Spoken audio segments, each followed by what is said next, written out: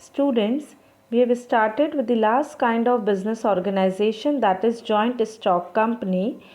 Till now we have completed with the features of joint stock company. Now we're going to start with merits of joint stock company. Now the first merit, as you can see, is your limited liability.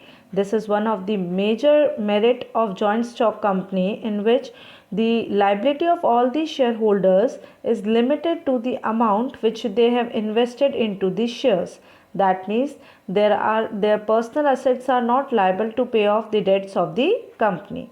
Coming to the second one, that is transfer of shares. Another merit is all the shareholders in the joint stock company can freely sell or transfer their shares to another person without the prior permission of board of directors.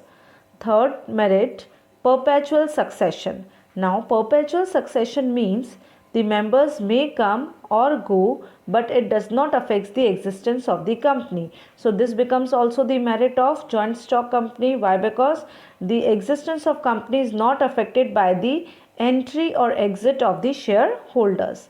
Coming to the next merit, that is scope for growth. As we know, generally companies are being running on a large scale.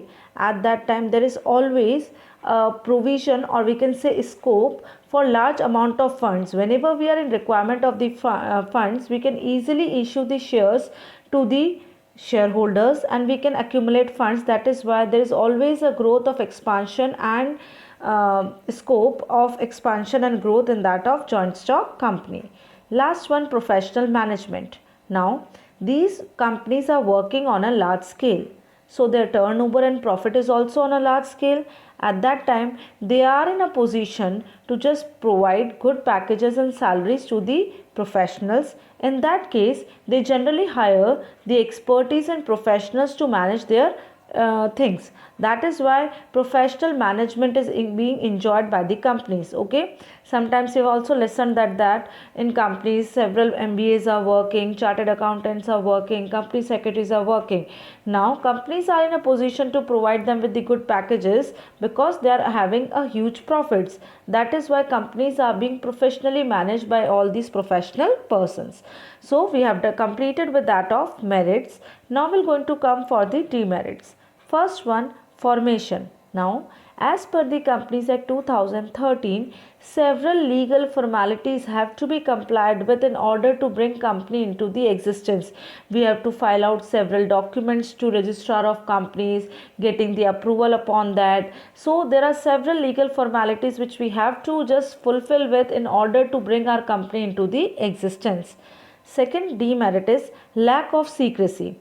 Now, as per the Companies Act 2013, several information is required to be fulfilled to the ROC also. At the same time, annual report is also being issued among the government to the general public, what actually the company is doing. This all lead to that of lack of confidential information to remain with that of company, and it is all disclosed among the general public. So lack of secrecy is also one of the major demerit of joint stock companies. Next one, delay in decision making. Now, here companies are managed democratically. All the shareholders are just being involved while taking any of the decision of the company.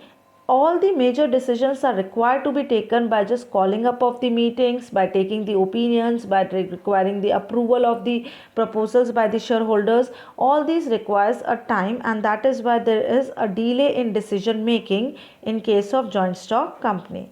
Next one, oligarchic management. Now, what do you mean by oligarchic management? There is a separation of ownership with that of management. How there is a separation of ownership with the management?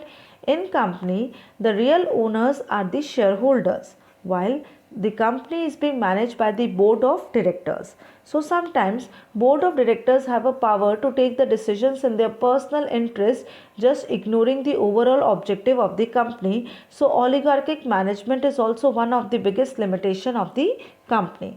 इस company को own कौन करता है? Share holders. पैसे कौन लगाते हैं? Share holders. लेकिन मैनेज कौन करता है? Board of directors.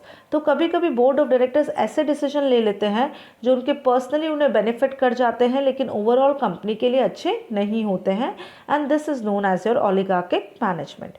Coming to the next one, that is conflict of interest. We know there are several parties which are involved in that of the companies: shareholders, stakeholders, creditors, employees, customers, who all are the stakeholders who is having any sort of direct or indirect interest in the company. So these all are known as the stakeholders. So several parties are involved in that of the companies. Okay. Now everyone is having their own purpose. How? That employees want good salary, shareholders want good return on the shares, we can make customer want good quality products. So if these demands are not being fulfilled of each and every party who is coming as a stakeholder, will result in that of clashes and conflict among the company. That is why chances of conflict of interest is there. Oligarchic management means separation of ownership with that of the management, which sometimes results in that of taking up of the decision in their own personal interest. So here we have completed with all the demerits of the joint stock company also.